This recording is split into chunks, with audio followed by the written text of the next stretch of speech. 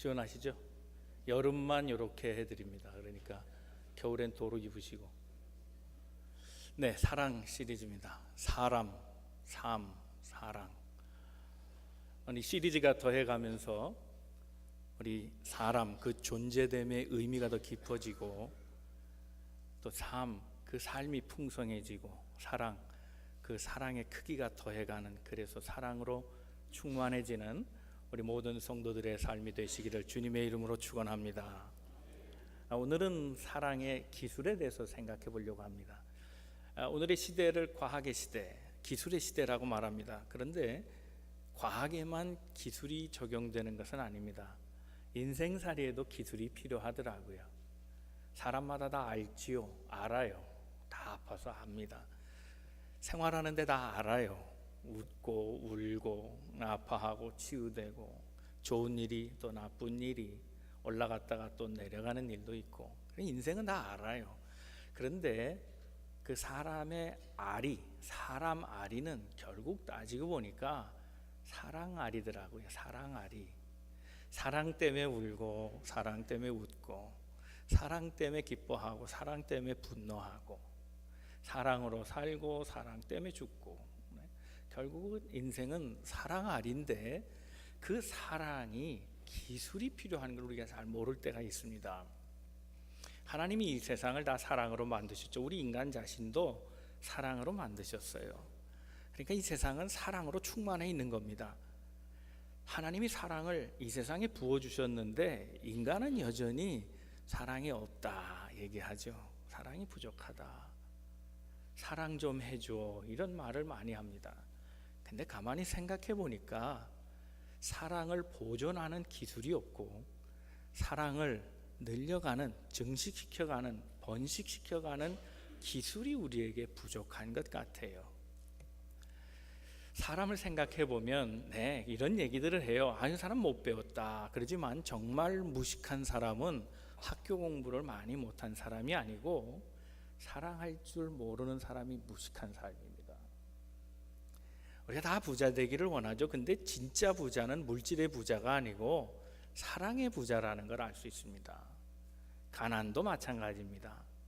가난하다 하는 것은 반드시 돈이 없다만은 아닌 것 같아요. 사랑이 없는 삶도 결국은 다 가난한 삶입니다.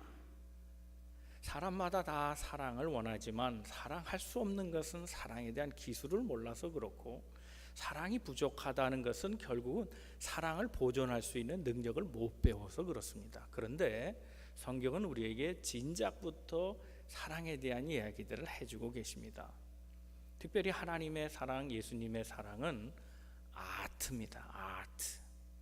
일찍이 에리 프롬이라는 사람이 사랑의 기술이라 하는 책을 썼습니다. 근데 그 사랑의 기술은 테크닉이 아닙니다. 그래서 영어 번역에도 그 제목을 이렇게 말합니다. The Art of Love입니다. Art입니다. 사랑은 예술입니다. 하나님의 사랑은 특별히 대별에 보면 세 가지 아름다운 색깔로 나오는데, 그 아름다운 색깔을 내는 사랑의 아트가 예수님 안에 있습니다. 사랑의 아트.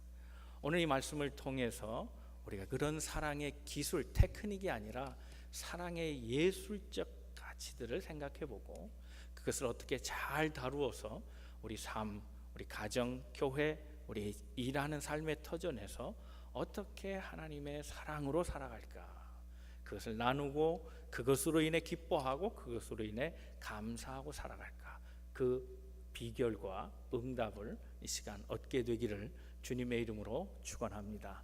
우리 옆에 서로 권면하시고 말씀 듣겠습니다. 하나님은 오늘도 당신을 향한 계획을 가지고 계십니다. 첫 번째 우리가 생각할 것은 예수님의 사랑의 아트, 그것은 주는 사랑이었다는 겁니다. 주는 사랑, 아트입니다. 이 사랑의 아트를 잘 사용하면 사랑을 줄 때 놀라운 일이 생겨납니다. 저는 사랑 이야기를 하면 우리 어머니의 사랑을 빼놓을 수 없다, 그런 생각을 해봅니다. 저희 어머니는 겨울에 이제 아이가 학교 갈 시간이 됐는데, 추운 겨울에 눈이 오고 다 땅은 얼어 있고, 그런데 꿈지럭거리고 그러면 어머니 애를 타서 이렇게 부릅니다. 야, 정연아, 빨리 나와, 빨리 나와.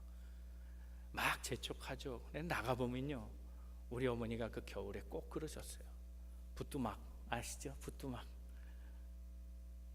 네, 옛날부터 양옥만 사신 분들은 잘 모를 수도 있어요. 그런데 이 아궁이에다가 신발을 이렇게 딱 올려놓고 말이죠, 그걸 아침에 아들 나오길 기다리라고 이 겨드랑이 밑에다가 신발을 딱 끼고 그 온도가 떨어지지 않게, 야, 빨리 나와, 빨리 나와. 지금도 그게 눈에 선해요.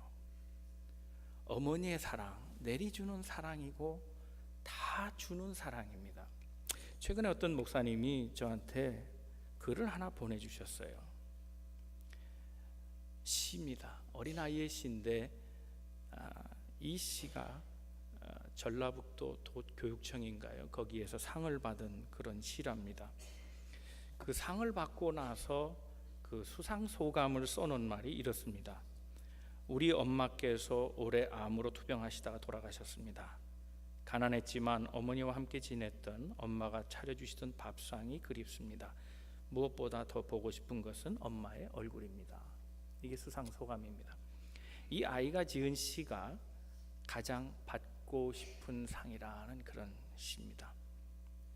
아무것도 하지 않아도, 짜증 섞인 투정에도 어김없이 차려지는 당연하게 생각되는 그런 상, 하루에 3번이나 받을 수 있는 상, 아침상, 점심상, 저녁상, 받아도 감사하다는 말 한마디 안 해도 되는 그런 상. 그때는 왜 몰랐을까? 그때는 왜 못 보았을까? 그 상을 내시던 주름진 엄마의 손을 그때는 왜 잡아주지 못했을까? 감사하다는 말 한마디 꺼내지 못했을까? 그동안 숨겨놨던 말, 이제는 받지 못할 상 앞에 앉아 홀로 되뇌어 봅니다. 엄마 사랑해요. 엄마 고마웠어요. 엄마 편히 쉬세요. 세상에서 가장 받고 싶은 엄마상, 이제 받을 수는 없어요. 이제 제가 엄마에게 상을 차려 드릴게요. 엄마가 좋아했던 반찬들로만 한가득 담을게요. 하지만 아직도 그리운 엄마의 밥상, 이제 다시 못 받을 세상에서 가장 받고 싶은 엄마 얼굴상. 이렇게 시를 썼습니다. 이 어머니의 주는 사랑, 이 주는 사랑을 10배로, 100배로, 1000배로, 만배, 무한배로 크게 확장하면 그것이 곧 하나님의 사랑입니다. 하나님의 사랑은 주는 사랑이었습니다. 다 주시는 사랑이었습니다. 그 사랑은 얼마나 큰지 자신의 가장 아끼던 자, 죄 없는 아들 예수까지 우리를 향하여 다 주시는 그런 아름다운 사랑을 보여주셨습니다. 우리가 잘 아는 말씀, 늘 좋아하고 암송하는 그런 말씀, 거기에 답이 있습니다. 요한복음 3장 16절의 말씀입니다. 다 같이 말씀 읽어봅니다. 시작. 독생자를 주셨으니 이는 그를 믿는 자마다 멸망하지 않고 영생을 얻게 하려 하십니다. 사랑은 주는 것입니다.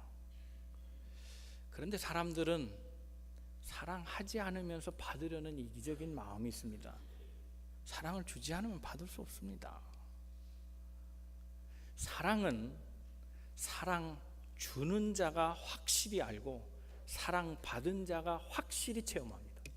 그래서 사랑은 사랑만큼 확실한 느낌이 없고 사랑만큼 정확한 감정이 없습니다. 사랑만큼 만질 수 있는 것이 없고 사랑만큼 볼 수 있는 게 없습니다.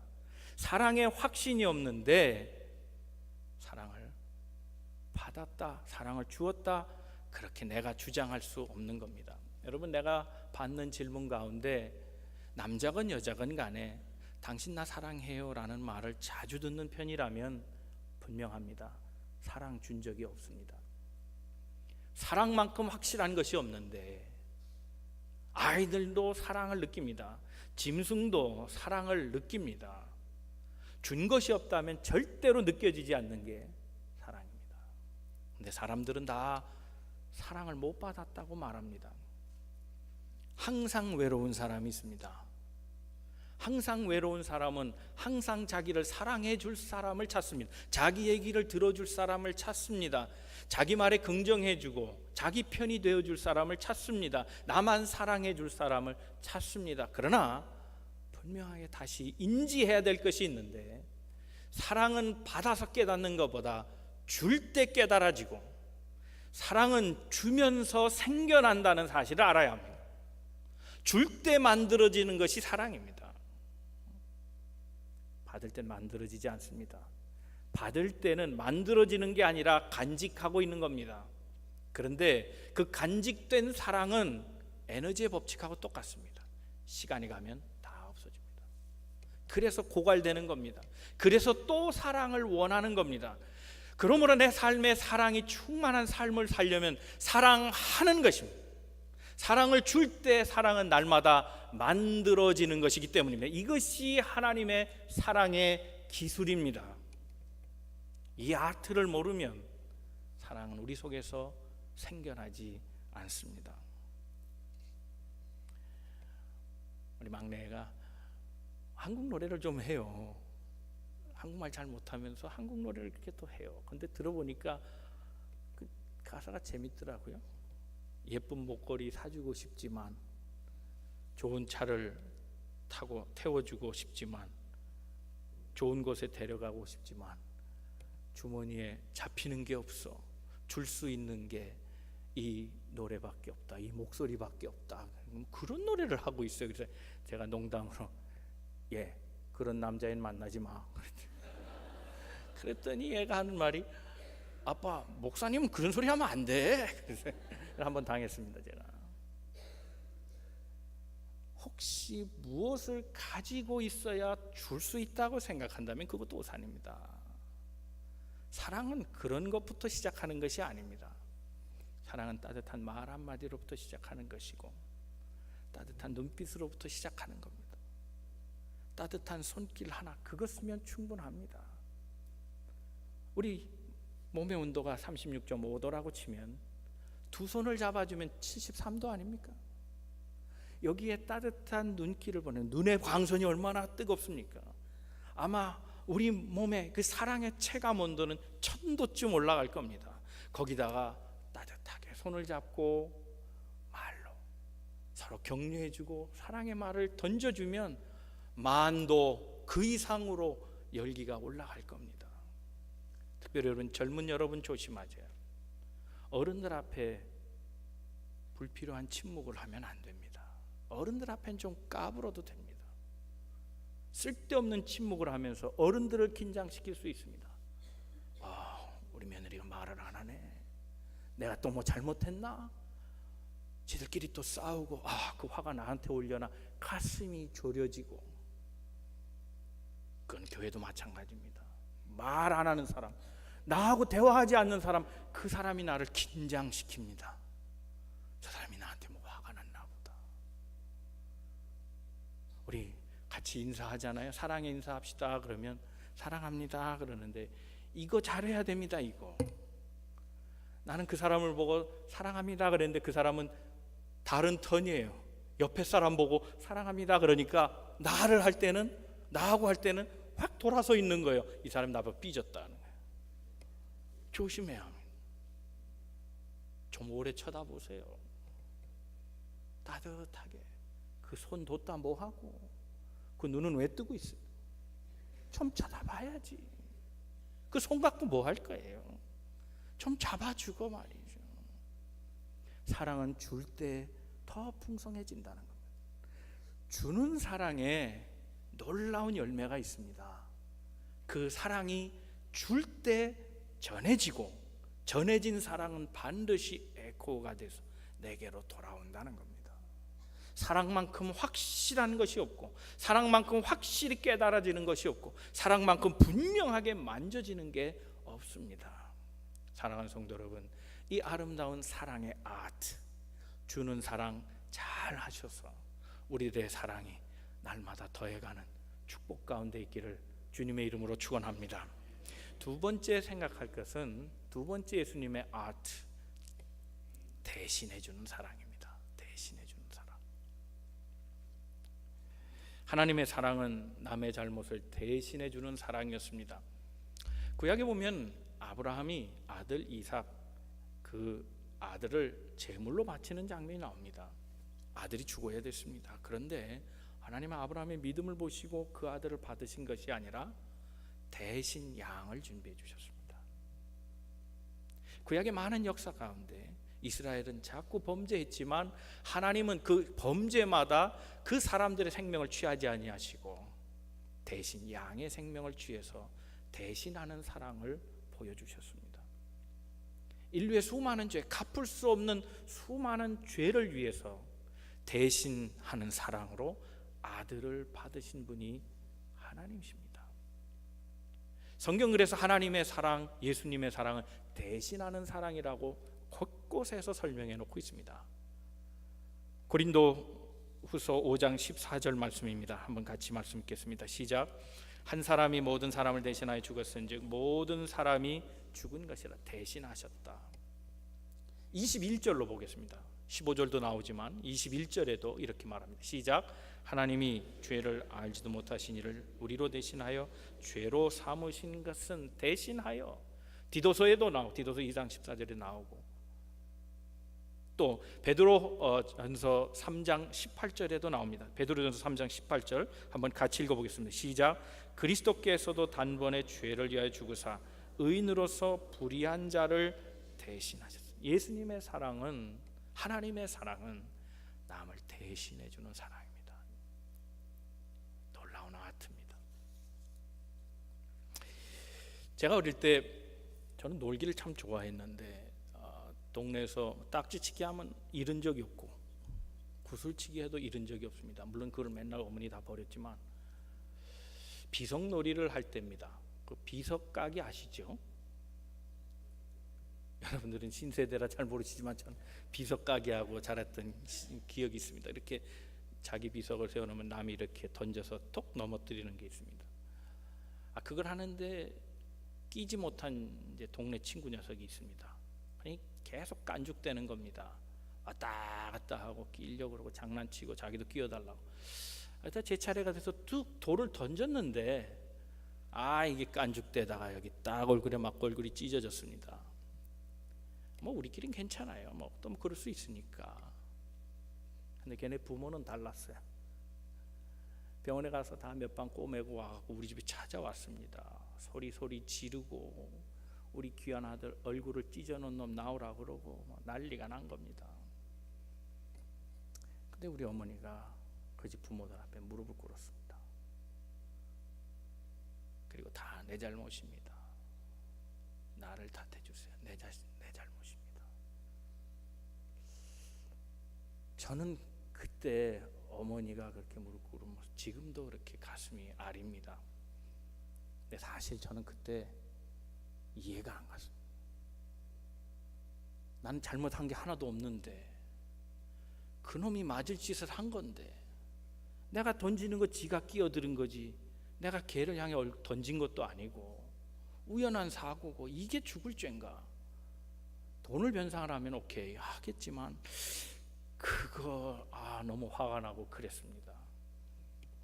근데 생각해보니 어머니의 사랑, 아버지의 사랑 할 것 같아요. 우리가 하나님 사랑은 다 이해 못하죠. 그러나 우리가 어머니가 되고 아버지가 돼 보니까 아는 거예요. 알 것 같아요. 부모님은 대신하는 사랑에 능한 분들이에요.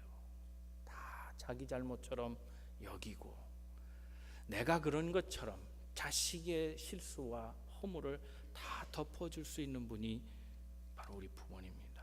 그런데 자식들은 그걸 잘 못해요. 자식들은 대신하는 사랑을 못해요. 자기도 다 그 대신하는 사랑으로 컸으면서도 안 그래요. 부모님 좀 늙으면 뭐 묻히고 먹으면 뭐 흘리고 먹으면 흘리고 먹는다고 뭐라 그래요. 아버지 좀 똑바로 걸으세요. 그게 왜 비틀비틀 걸어요? 어머니 뭐 그런 것 갖고 그렇게 섭섭하게 생각하세요. 좀 그런다고요. 진짜 사람 된 자식이라면 어머니의 노후는 제가 책임지겠습니다. 어머니 약해진 건 나 때문입니다. 나 때문에 고생하셔서 어머니가 이렇게 약해지셨습니다. 그렇게 말할 수 있는 것이 자식이 아닙니까? 대신할 수 있는 사랑 배워야 합니다. 얘는 아트입니다. 아트, 기술이요 예술입니다. 이걸 모르니 삶이 어려운 겁니다. 부부간에도 마찬가지입니다. 이 아트를 모르니까 맨날 메마른 겁니다. 처음 사람 안 그랬습니다. 하나님이 처음 사람을 만들 때 남자는 흙으로 만들었지만 여자는 흙으로 만들지 않았습니다. 남자의 일부로 만들었습니다. 갈비뼈로 만들었습니다. 그러므로 남자는 여자에 대해서 이렇게 생각해야 합니다. 당신은 또 다른 나입니다 라고 얘기합니다. 나의 분신으로 여겨야 합니다. 나는 곧 너요, 너는 곧 나요. 내가 아프면 네가 아픈 거고, 네가 아픈 거면 내가 아픈 거고, 내가 잘못한 건 네가 잘못한 거고, 네가 잘한 것도 내가 잘한 거고, 그렇게 서로 공동체 의식을 가져야 되는 그런 존재로 태어났다는 겁니다. 그 말을 함축시킨 말이 살 중에 살이요 뼈 중에 뼈로다, 그 말입니다. 그런데 그 사이에 죄가 들어왔습니다. 죄가 드러나서 모든 것들을 다 황폐화시켜 버렸습니다. 그때 인생은 그 죄로 말미암아 남 탓하는 인생이 됐습니다. 남자의 말이 뭡니까? 이 여자 때문입니다. 이 여자가 나를 그렇게 만들었습니다. 그때 여자의 말은 거기 나와 있지 않습니다. 여자의 말은 나와 있지 않지만 제가 추측해 보면 그렇습니다. 어머나, 이 인간 봐, 지 손으로 먹어놓고 내가 그랬다네. 내가 이런 인간을 믿고 평생 살아왔네. 아이고 내 인생아. 그랬을 거라고 생각이 됩니다. 성서적인 건 아니지만 우리는 언제부터인가 이 죄의 습성으로 남 탓을 얘기하고 살아갈 때 얼마나 많습니까? 내 잘못까지도 남이 탓했다, 남의 탓이라 얘기하고, 때로는 없는 것도 만들어내서 남 탓해버리는 그런 인생이 우리 아닙니까? 그런데 대신해 줄 때 거둘 수 있는 아주 유효한 열매가 있습니다. 남편을 대신해 주면 그 남편이 주님께로 옵니다. 아내를 대신하는 사랑, 그것은 아내를 오게 하는 그런 놀라운 힘을 갖습니다. 왜요? 생각해 보세요. 대신하는 사랑을 깨닫는 사람은 그 후로부터, 그 깨달음 순간부터 혼자를 위해 살지 않습니다. 바닥기에 누군가를 생각하는 삶으로 전환된다는 겁니다. 이게 놀라운 사랑의 효과입니다. 이 아트의 효과입니다. 이 사랑의 기술을 배우면 이기적인 인생이 달라집니다. 이 사랑을 받은 사람은 깨닫기 시작하고 변화되기 시작하고 성숙한 사람으로 자라납니다. 사랑하는 성도 여러분, 주님이 우리를 대신해서 죽으셨다는 사실은 우리로 하여금 그렇게 삶을 살라는 하나님의 당부이기도 합니다.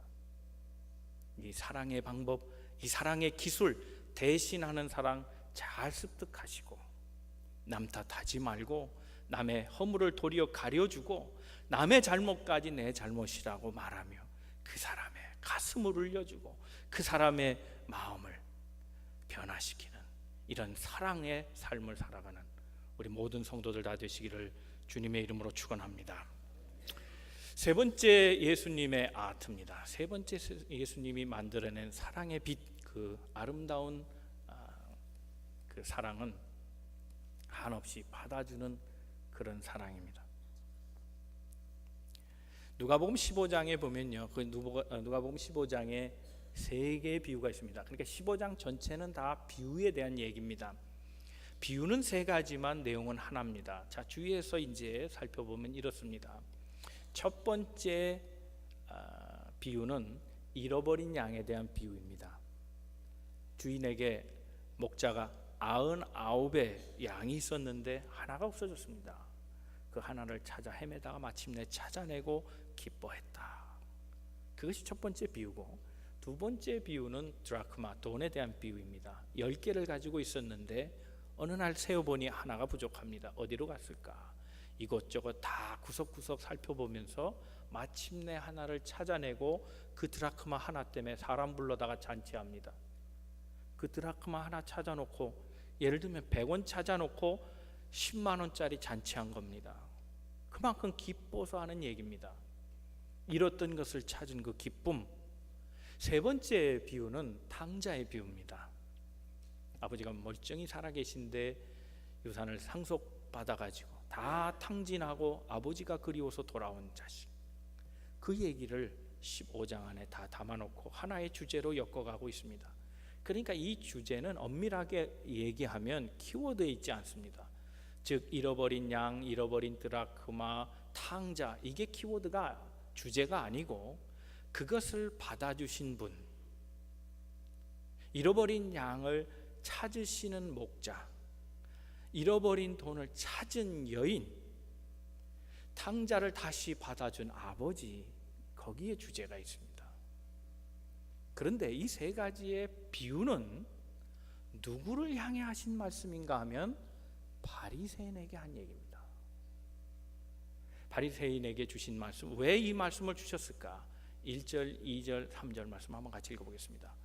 다 같이 읽겠습니다. 시작. 모든 세리와 죄인들이 말씀을 들으러 가까이 나아오니 바리새인과 서기관들이 수군거려 이르되 이 사람이 죄인을 영접하고 음식을 같이 먹는다 하더라. 예수께서 그들에게 비유로 이르시되, 그들이 누굽니까? 바리새인입니다. 예수가 세리와 죄인들과 어울리며 먹기를 좋아한다. 그랬더니 바리새인들이 뾰루퉁해진 겁니다. 저가 왜 의인이라 말하며 죄인들과 어울릴까? 우리와 어울리지 않고 왜 저런 더러운 자들과 함께 할까라는 생각을 하신 주님이 그들에게 향하여 고발의 메시지를 주고 있는 겁니다. 그래서 이 15장의 메시지는 맨 마지막 탕자의 부분에 드러납니다. 그 탕자 이야기의 마지막은 장남의 얘기로 끝납니다. 탕자가 돌아왔습니다. 그랬더니 아버지가 벌하는 대신 받아줍니다. 그대로 받아줍니다. 다 받아주며 도리어 더 크게 그를 높여주는데 옷을 입혀주고 가락지를 끼워주고 송아지를 잡고 마을 잔치가 되게 했습니다. 형이 입이 나왔습니다. 아버지, 도대체 저 아들을 왜 그렇게 끼고 도십니까? 매를 때려도 시원치 않은 아들, 벌을 주고 못 들어오게 했어야지, 그래야 고칠 텐데 왜 저를 받아주고 잔치를 벌이십니까? 그때 주님이 아버지가 말씀하십니다. 저 아들은 죽었다 살아나니 나갔다가 들어온 아들 아니냐, 다시 얻은 내 아들이다 얘기합니다. 이 메시지는 바리새인에게 너는 왜 장자라 하면서 큰 형이라 하면서 작은 형을 받아주지 못하느냐? 내 가슴을 열어 내 동생을 받아주어라, 죄인을 받아주어라, 세리를 받아주어라 하는 하나님의 메시지입니다. 받아주는 사랑을 얘기하는 겁니다. 왜 가슴을 닫아두고 너의 편견, 너의 이득, 너의 주장만 생각하고 그를 용납하지 못하느냐? 내 마음을 크게 열고 그를 받으라 하는 받아줌의 사랑을 말씀해 주신 겁니다.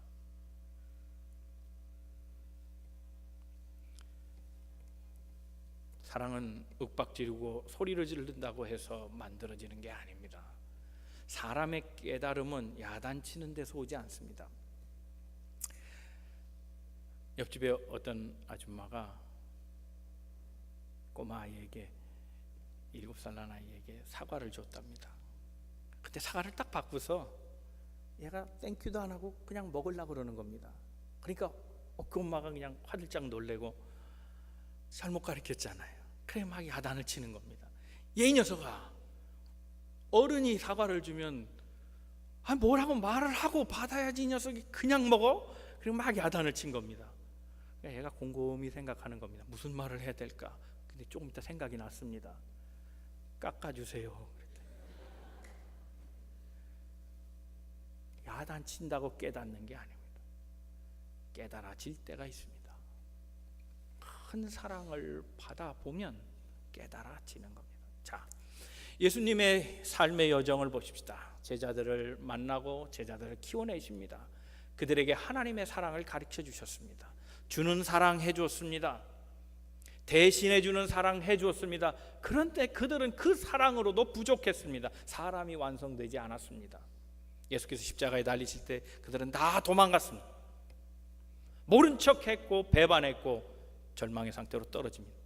기껏 사람 낚는 업으로 만들어 놨더니 도로 물고기 잡는 일반의 업으로 돌아가 버리고 말한 겁니다. 절망하고 있는 그들에게 예수께서 무덤에 나와서 40일 동안 그들 모두를 두루 찾아다니며 다 받아주셨습니다.